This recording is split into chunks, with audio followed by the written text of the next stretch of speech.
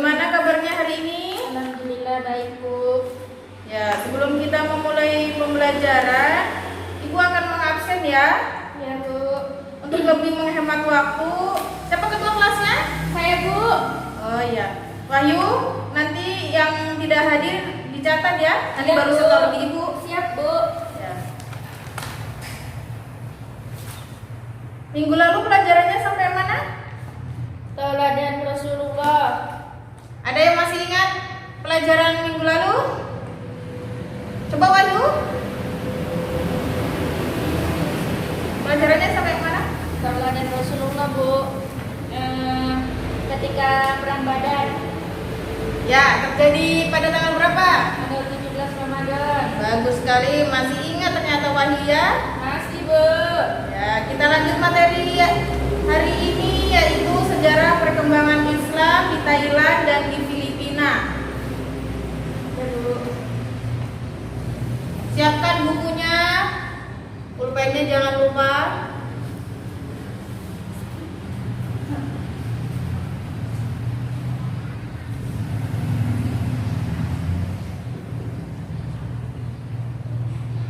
Kita ke materi pertama dulu ya. Ya, sejarah perkembangan Islam di Thailand.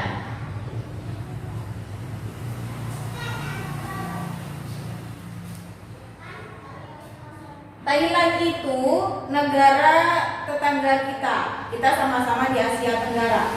Jadi tidak terlalu jauh kalau dari Indonesia. Thailand biasa kita kenal dengan sebutan negeri gajah putih. Ada yang tahu kenapa disebut dengan negeri gajah putih?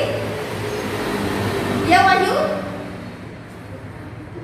Nggak tahu, Bu. Lupa. Ya, Thailand itu kenapa disebut dengan negeri gajah putih? Karena hewan nasionalnya itu gajah putih. Di sana banyak sekali populasi gajah putih. Jadi kenapa? Itulah alasan kenapa negeri Thailand itu disebut dengan negeri gajah putih. Thailand itu terletak di sebelah utara Malaysia. Terus negeri itu mayoritasnya beragama Buddha. Jadi dari 67 juta penduduk Thailand itu hanya 10% penduduk muslimnya. Dan penduduk muslim di Thailand itu mempunyai tempat berdomisili atau tempat tinggal tersendiri. Di sana tidak di seluruh wilayahnya itu ada muslimnya, tapi ada tempat tersendiri di pulau-pulau tersendiri atau di provinsi tersendirinya. Seperti provinsi Panga, Songkhla, Narathiwa dan sekitarnya. Memang susah kan penyebutannya karena bahasa Thailand. Jadi kita tidak terbiasa mengucapkannya. Ya. Islam masuk ke Thailand itu sejak pertengahan abad ke-19. Proses masuknya Islam di Thailand itu melalui kerajaan Siam yang mengakuisisi kerajaan Patani Raya. Patani itu berasal dari kata Al-Fatani. Siapa yang tahu artinya Al-Fatani? Nggak tahu, Bu. Duh, gimana kamu nih Wahyu, kok nggak ada yang kita tahu? Al-Fatani itu artinya kebijaksanaan atau cerdik.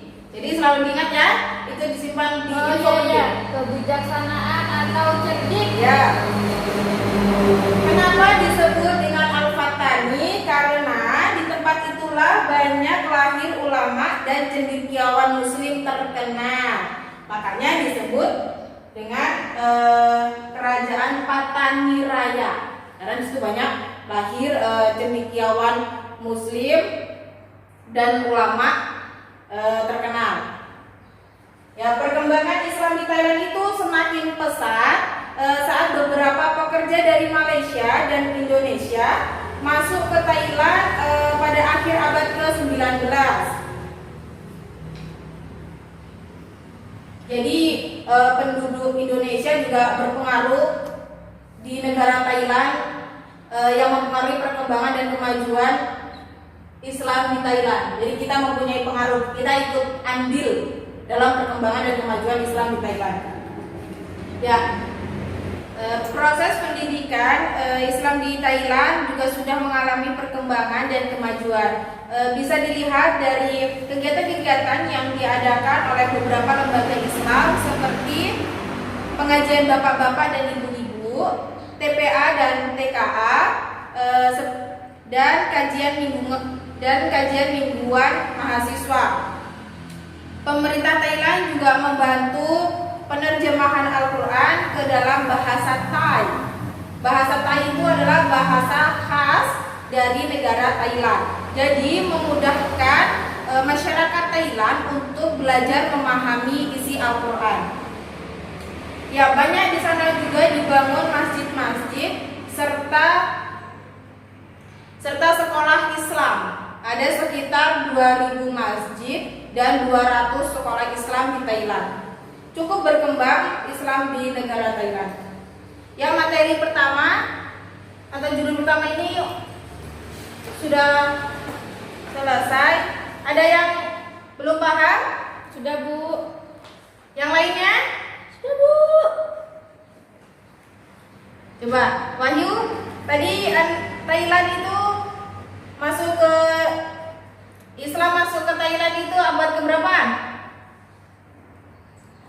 19, Bu. Ya, masih ingat ya. Ya, kita lanjut ya ke materi kedua. Sejarah perkembangan Islam di Filipina.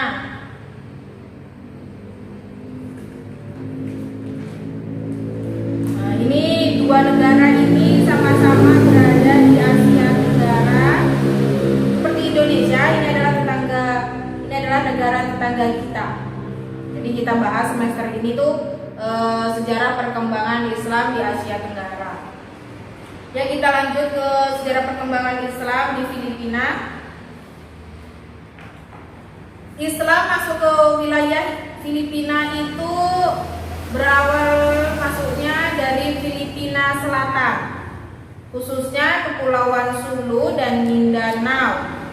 Dua pulau ini adalah pulau terbesar yang ada di Filipina. Masuk Islam itu pada tahun 1380. Islam pertama kali disebarkan di kepulauan tersebut oleh seorang tabib dari ulama Arab bernama Harimun Makhandum. Nama tabibnya itu Harimun Makhandum dan Raja Bakuida. Raja Bakuida itu adalah seorang pangeran dari Minangkabau. Ada yang tahu Minangkabau di mana? Sumatera. Ya, betul. Di Sumatera. Jadi pangeran dari Minangkabau itu masuk ke negara Filipina dan membawa Islam. Pada masa itu mayoritas penduduk Mindanao dan pulau di sekitarnya adalah Muslim. Jadi memang Pulau Mindanao itu dihuni atau ditinggali oleh penduduk Muslim. Jumlah penduduk Mindanao itu berkisar 19 juta, di mana kurang lebih 5 jutanya adalah Muslim. Jadi cukup banyak, hampir 50%, hampir 20% penduduk dalam Mindanao adalah Muslim. Ya, setelah Islam menyebar di Filipina, selain menyebar di Mindanao, itu juga menyebar di Sulu, Kepulauan Sulu. Pada abad ke-14 oleh para dai yang datang dari kepulauan Indonesia. Lagi-lagi Indonesia mempengaruhi negara lain dalam perkembangan Islam di negara tersebut. Jadi kenapa sih Filipina itu di Filipina itu kan perkembangan Islam sangat pesat. Nah, itu dikarenakan letak geografis dari negara Filipina itu sangat strategis. Filipina itu adalah salah satu jalur perdagangan internasional.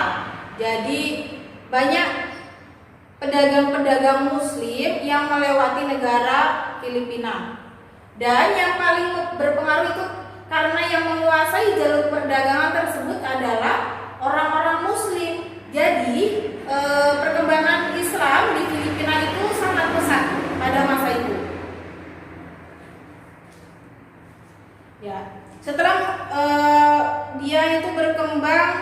pesat Islam di negara Filipina dari abad ke-14 sampai awal abad ke-16.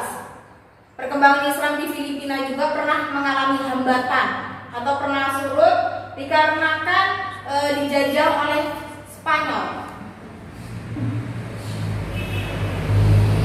Spanyol itu datang ke Filipina pada tahun 1565.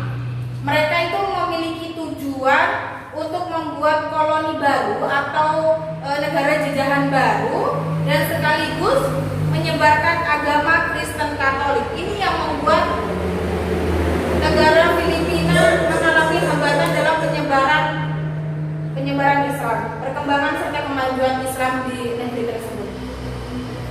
Jadi setelah mengalami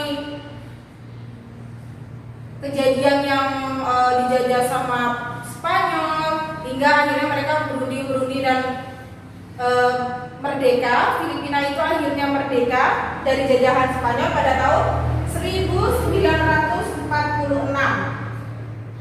Ya, akhirnya Filipina itu telah mengalami beberapa fase dan peristiwa yang panjang. Dia akhirnya berhasil merdeka dari negara Spanyol yang menjajahnya. Setelah Filipina bebas dari jajahan negara Spanyol, hubungan antara Timur Tengah dan Filipina itu semakin erat, ya semakin kuat. Hubungan ini ditandai dengan pengiriman para pelajar dari Pulau Mindanao ke Universitas Al-Azhar. Di situ mulai bangkit Filipina dan semakin maju dan berkembang, dan banyak pelajar Mindanao yang dikirim ke Universitas Al-Azhar yang ada di Timur Tengah. Ya, sampai sini sudah paham? Sudah, Bu. Yang lainnya? Sudah, Bu. Coba Ibu tanya, kemana para pelajar Mindanao dikirim? Ke Universitas Al-Azhar. Bagus sekali. Ya, untuk minggu ini tidak ada tugas ya. Ya, Bu. Jadi kita tutup pelajaran kita hari ini dengan sama-sama membaca kafaratul majlis. Bismillahirrahmanirrahim. Subhanallahumma wa bihamdika asyhadu an la ilaha illa anta astaghfiruka wa atubu ilaik. Akhir kata, assalamualaikum warahmatullahi wabarakatuh.